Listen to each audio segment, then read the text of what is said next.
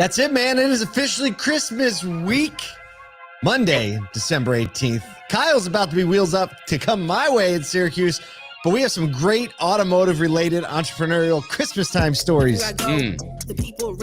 Okay, the last one was an elaboration. They're not really Christmas time stories, but if you tell a story during Christmas time, doesn't it become a Christmas They're just time all story? Christmas stories, period, end of story. Oh, let's give Adrian some props this morning. Happy Monday, right out of the gate on the live You know what's stream. funny? Number one comment. So we had some friends over last week for dinner, and the guy, Saturday, and the guy on Sunday yesterday, he goes, man, I started listening to your podcast.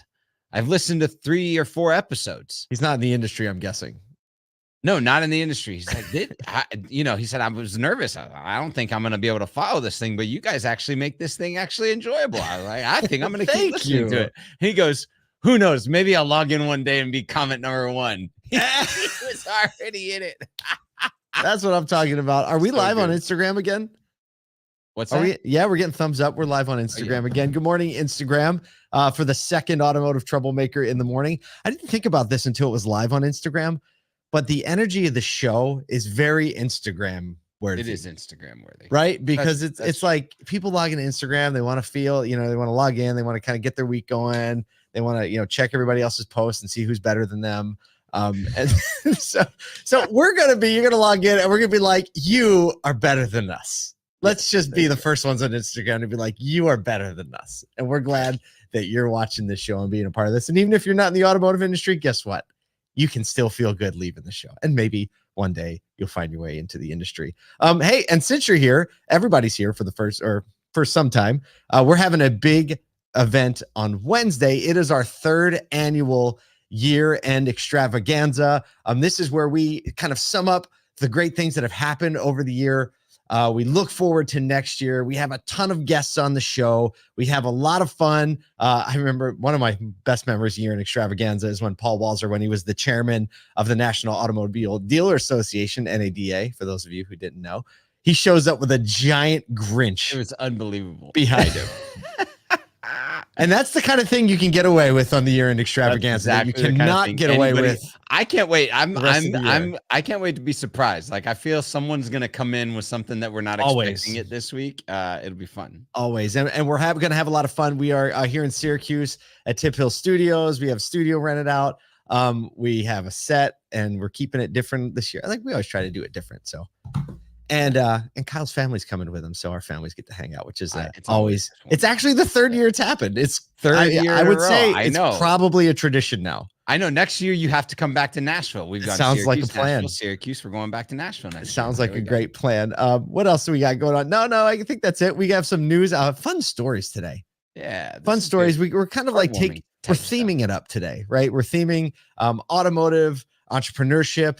The investment in the industry, and some real big, unique ideas, which the last story is going to tie in with a bunch of the things we've been talking about over the last year. But first up, after announcing a landmark deal back in September, Asbury Automotive Group, one of the big public groups, has completed its acquisition of the Jim Koons Automotive Companies, which is actually the ninth largest privately held group in the country. It includes 20 dealerships, 29 franchises, 6 collision centers, and a partridge, and a high volume Toyota dealership, actually one of the highest volume Toyota dealerships in the country, valued at $1.2 billion. Asbury president. The entire deal was $1.2 billion. Is correct. What the deal was. Oh, yeah. Well, thanks for making that clear. Not the Toyota dealership. That was the last Toyota deal we covered. Asbury president and CEO David Hult said in a news release, Jim Koons' passion for the car business, as well as his enthusiastic leadership of the group, is evident at every level of the Koons organization. So Jim actually bought the group from his brother about 50 years ago, John Koons. And we didn't see this covered everywhere. So we're going to talk about John Koons for a moment. Yeah. So basically here, this is kind of sums up what the automotive industry is like. He wanted to be a doctor when he was a teenager, broke his neck in a swimming accident at age 18. So no more doctor. He was partially paralyzed. What did he do? He got a job as a salesman at a car dealership. Right. This was a DeSoto. Remember that brand? Probably not. Plymouth dealership. Remember that brand? Probably not. But a year after getting a job there, he actually bought the store with a loan from his future wife. If that's not a car guy story, if that ain't a car guy, I don't know what it is. so like the next year, it was at that point it was 1941, and he was asking other dealers like, "Hey, mentor me. What should I do with this thing?" Right? So a dealer said, "You should buy every 1941 model vehicle you can, because we're getting into wartime, and trust me, buy them." So he did.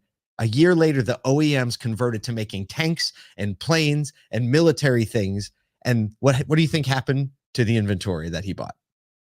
It was worth, right? Like that's something we can all understand right now. Can you imagine if you had a bunch of vehicles when there was an inventory glut, or an inventory shortage? So then he put the money in real estate. He saw DeSoto coming to an end. He sold the dealerships, put the money into real estate, came back into the industry in 1964 and opened what is now the Koons family of dealerships, which was sold to his brother Jim, which is now sold to Asbury. And here's a little peek inside the man's mentality. So he's the owner, and he said this: "My motto in business is I'm not a bit better than a car washer, just more fortunate." Coming from a man who is half paralyzed. And he said, "We build morale. Nothing beats a smile." And he said, "If anyone ever catches me outside my office without a smile and taps me on the shoulder, I'm going to give them $20, which now is probably like $100 or $200. There you go. Yeah. Dude, that's the heart and passion that we know is behind so many dealers, but to see it from, very humble beginnings, getting a loan from his future wife to now a $1.5 billion sale to a large public group, coming from being the 9th largest privately owned dealer group in the country. Like we say it all the time. There's no ceiling in the auto industry. There's also no floor. That's you can right. Get in wherever, and you can go wherever you want to go. And that's just like, this is a perfect testament to that truth. Oh, Michelle Langford commented, "I worked at Koons," and shit, I worked for both. I think she means Asbury and Koons. Or Jim and John. That would be amazing. Michelle, if that's the case, send us a message. You can email us at crew@asodu.com. And by the way, we have an email that we send out every day that has a bunch of this type of stuff in it, but also a lot of fun, a few more gifts, a lot of fun to read. We hope you can be on the email list too. asodu.com. You can just sign up real quick, 2 seconds. All right. Speaking of valuations. Let's do that. Segue time. So as the same entrepreneurial spirit carries forward, more dealers are actually being brought together to invest their own money in the future of the industry through startup and tech innovation, especially around mobility.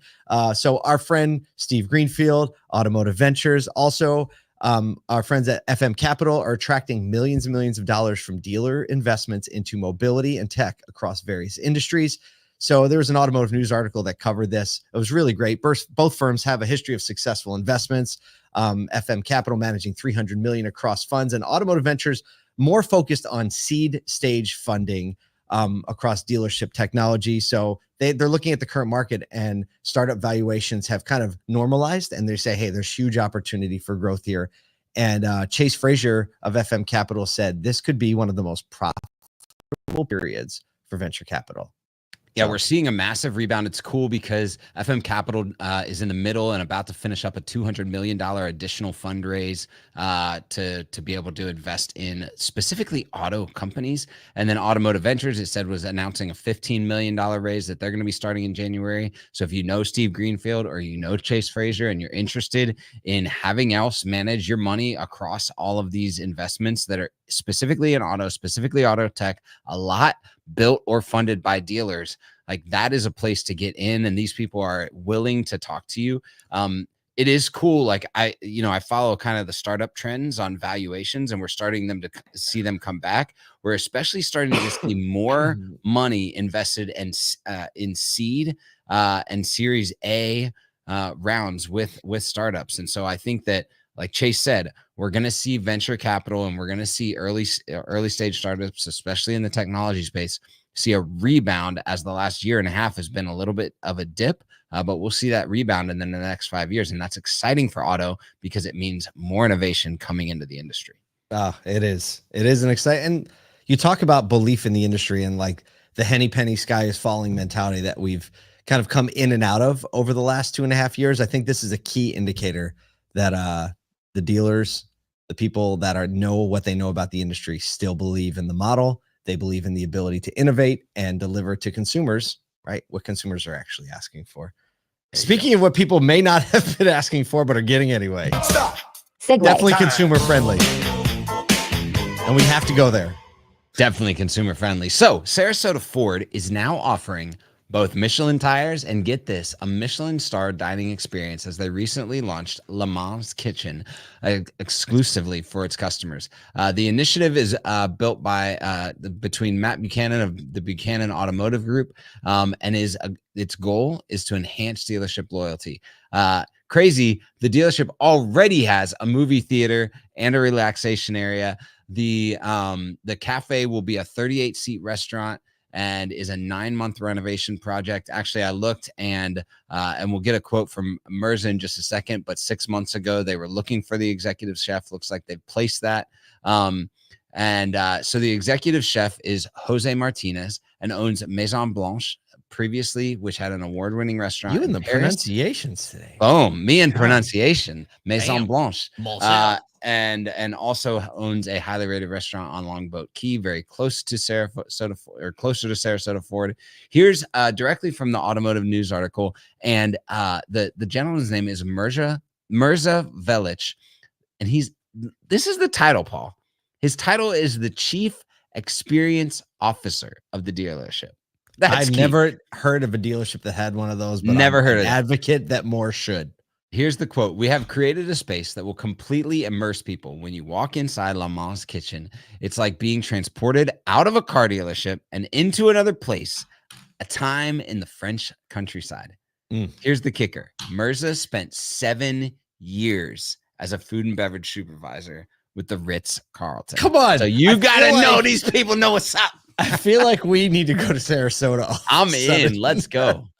Yeah. Oh, look, we've been, from when the book first came out, Unreasonable Hospitality by Will Guidara, legendary restaurateur, worked under Danny Meyer, had the best restaurant in the world, 11 Madison Park, talking about hospitality being how you make people feel. And it's amazing to watch the auto industry take more and more steps into how we're making people feel with intentionality. And sometimes that obviously includes Michelin rated chefs starting restaurants. Sometimes it just includes having technology that makes the digital and the physical part of the experience come together, and doing that very empathetically. Without a doubt, this is a winning recipe for the industry, and more people should be looking here. And not that everybody can build a restaurant inside their store. It's easy to discount things when you see a big thing like that. Oh yeah, but I guarantee you there are little things you can do in your sales department, in your service drive, that make people feel special. And it doesn't have to cost a lot of money, but it has to be very, very intentional. So Kyle, this kind of thing is exciting. I like that one. Well, let's end on that. We got a whole Christmas week to make people feel special. So as you go from this podcast, Instagram, LinkedIn, Facebook, YouTube, whatever it is, go try to make at least one person feel special today. We know you can do it. We'll see you tomorrow.